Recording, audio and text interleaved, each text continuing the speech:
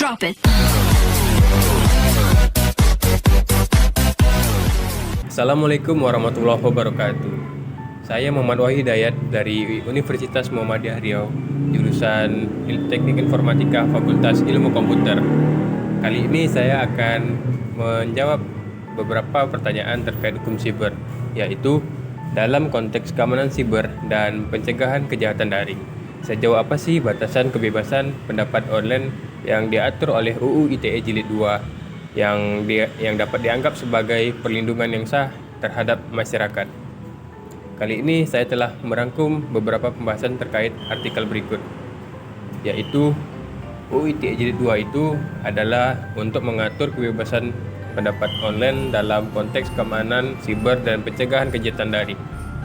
Nah, batasan tersebut dapat dianggap sebagai perlindungan yang sah terhadap masyarakat karena kejahatan siber dapat mengganggu dan menjadi ancaman bagi keamanan suatu negara serta dapat melibatkan kerusakan yang serius pada sistem dan infrastruktur, termasuk kehilangan data, gangguan layanan, dan hilangnya kepercayaan kepada publik atau masyarakat.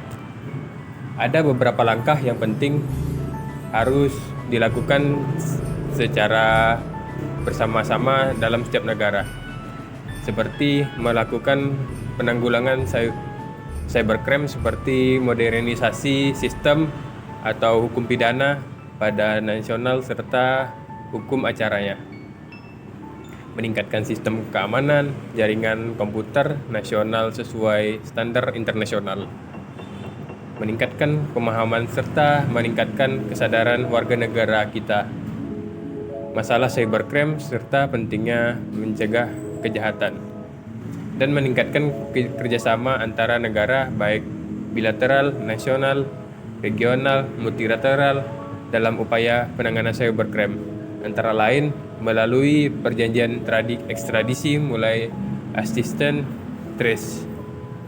Selanjutnya adalah pertanyaan kedua, yaitu sistem hukuman yang diatur dalam Undang-Undang ITE Jilid 2 dapat mempengaruhi sikap pengguna internet terhadap ekspresi pendapat mereka secara daring dalam beberapa hal.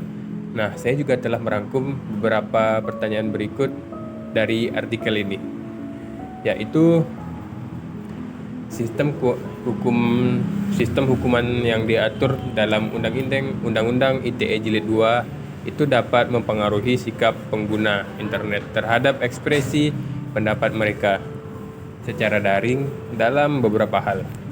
Undang-undang tersebut mencantumkan pasal-pasal baru seperti pasal 27A dan 27B yang dianggap banyak orang sebagai pasal karet dan memberlakukan sanksi yang lebih berat untuk beberapa pelanggaran seperti penyebaran berita hoaks yang dapat berakibatkan hukuman pidana yang sangat tinggi, meskipun tujuannya untuk melindungi kepentingan umum dan memastikan keadilan pribadi atau negara. Undang-Undang ITE Jilid 2 ini juga telah dikritik karena berpotensi membatasi kebebasan berekspresi dan kritik. Namun, undang-undang tersebut juga mencakup perubahan positif seperti mengakui dokumen dapat berdampak signifikan terhadap bagaimana pengguna internet mengekspresikan pendapat mereka secara daring, dan penting bagi individu untuk memahami dan patuh terhadap undang-undang untuk menghindari konsekuensi hukum. Lalu saya akan kembali ke pertanyaan nomor 1 tadi.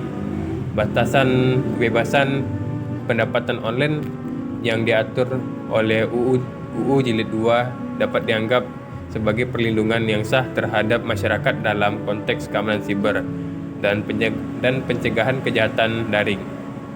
Untuk UU ITE Jilid 2 itu memberikan batasan yang tegas terhadap kebebasan pendapat online dengan tujuan untuk melindungi masyarakat dan orang sekitar dari penyebaran konten yang sangat merugikan bagi kita semua, seperti ujaran kebencian, fitnah, berita bohong, atau penyebaran informasi yang sangat menyakitkan bagi kita. Dengan adanya batasan ini, diharapkan masyarakat dapat menggunakan media sosial dengan bertanggung jawab dan tidak menimbulkan dampak negatif bagi orang-orang sekitar seperti teman, kerabat, ayah, atau orang-orang lainnya. Penting untuk melakukan evaluasi dan perbaikan terhadap peraturan yang ada agar tetap sejalan dengan perkembangan teknologi dan kebutuhan masyarakat kita saat ini. Ujaran kebencian UU ITE Jilid 2 itu juga melarang penyebaran konten yang mengandung ujaran kebencian, penyebaran informasi palsu. UU ITE Jilid 2 juga melarang penyebaran informasi seperti berita hoaks, konten-konten negatif seperti mungkin video pornografi atau sejenisnya. Oke, teman-teman, mungkin itu saja pembahasan yang dapat saya berikan. Lebih dan kurangnya mohon dimaafkan. Wabillahi taufiq wal hidayah. Wassalamualaikum warahmatullahi wabarakatuh.